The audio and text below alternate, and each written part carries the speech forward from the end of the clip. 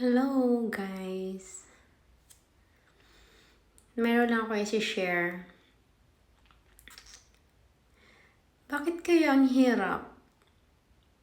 Palagi na lang akong inaaway, ginagalit, hindi maintindihan. Sa mismong tao pa talaga na tinutulungan mo, na magkaroon siya ng trabaho. Lagi siyang gumagawa ng kwento. Na ako ganito, ganyan. Ako pa ngayon ang inuutos-utusan. Parang hindi tama kasi parehas lang kami ng trabaho, parehas lang kami ng sahod.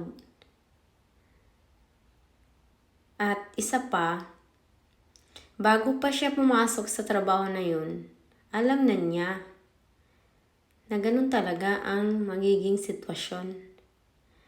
Pero lumaon, siguro, lumaki ulo, na-realize niya na lamang siya sa akin. Mayaman daw siya. Kaya basta-basta na lang niya akong apak-apakan. Kumbaga, laging ginagawa ng kwento, laging nagre-reklamo. Kaya anong in-expect mo? Di ba magagalit ka?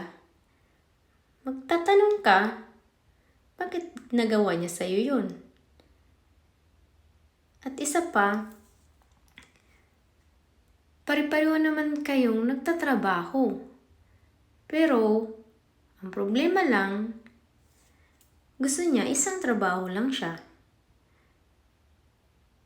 Kaya ikaw ngayon ang nalagay sa alanganin. Ikaw ngayon ang masama. Ikaw ngayon ang kawawa. Tsaka, bilang caregiver guys, expected nyo na yan na lahat gagawin nyo. Huwag nyo ikahiya na ganun ang trabaho. Kasi hindi naman kayo nagnakaw eh. Huwag nyong ikahiya kahit kanino man na ganun kayo. Dahil ginusto nyo yan eh. Bago kayo pumasok sa trabaho na yan, alam nyo na ano ang dapat nyong gawin. Walang mayaman, walang mahirap, pantay-pantay, pareho lang tayo ng sahod. Kaya hindi pwedeng sabihin mo sa akin, gawin mo yan, unahin mo yan, kasi ito lang yung trabaho ko. Ang sakit, ang saklap. Kung sino pa yung mayroon, siya pa ngayon ang parang wala. Parang, kala mo sinong umakting na mayaman. Nakalimutan niya ang lahat. Na nagmamakawa siya, na magkaroon siya ng trabaho.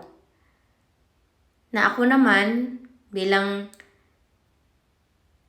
naawa din, nagpadala. Binigyan ko siya ng trabaho, pinasok ko siya ngayon sa tinatrabuhan ko. Eh, ang problema, lahat na lang ng ginagawa ko, nakikita niya. Puro complain na lang. Di ko talaga mag-gets anong point niya. Kasi kung tutuusin, may kanya-kanya kaming trabaho eh. Gusto niya, lamang talaga siya. As in, easy-easy lang. Tapos una pa siya magsumbong sa boss namin. Na ganito, ganyan. Tapos ngayon, sinungaling pa siya. Sinasabi pa niya na ganyan, ganito ako sa kanya. Hindi porket matagal ka na dito, mayroon ka mga ari-arian, kung saan lupalop sa mundo, wala akong pake. Ang akin lang, parehas tayo ng trabaho, magtrabaho ka. Hindi yung pagod ka na, trabaho mo yan, gawin mo yan. Tapos lagi mong hinahanap sa akin yung nagawa na ng isang tao. Nakisyo ganyan siya, ganyan to siya. Kasi nakikita ko yung mali mo eh. Dahil tamad ka. In fairness, tamad ka. Feeling mayaman. Kala mo kung sino. Mahiya-hiya ka pa, sumung-sumung ka pa, iyak-iyak ka pa. Kisyo, sinasabihan ka ng kapitbahay mo, kaibigan mo, na ganyan ang trabaho mo. Tanggapin mo.